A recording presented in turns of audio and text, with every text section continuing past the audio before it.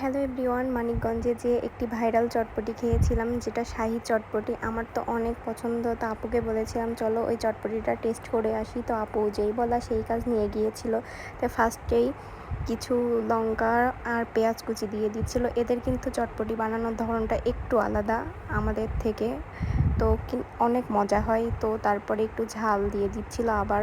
তো এদের বুটটা কিন্তু পুরোটাই গলা, সেই রকম বুট পাওয়া যায় না। তো ফার্স্টে দেখতেই পাচ্ছ যে বুটটা কেমন করে দিচ্ছে।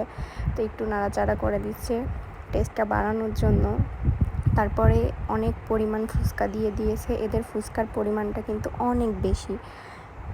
তারপরে একটু সালাদ দিয়ে দিল আর ডিমের পরিমাণটাও অনেক বেশি দিয়ে দেয়। তো আমরা ফুচকা আর চটপটি অর্ডার করেছিলাম, যেহেতু সবার পেট অনেক ভরা ছিল যার কারণে একটা একটা করেই অর্ডার করেছিলাম শুধু আমি খাওয়ার জন্য।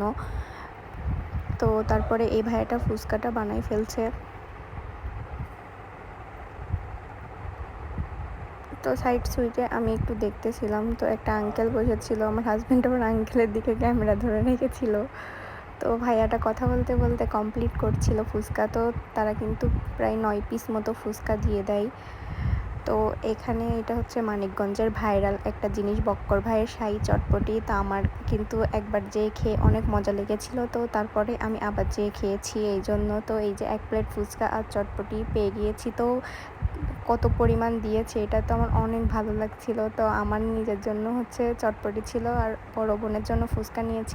ভিডিওটা এডিট করতে করতে কিন্তু আমার মুখে পুরো পানি চলে এসেছে। তো আমার মতো ফুচকা চটপটি কে কে পছন্দ করো কমেন্ট করে জানাবা।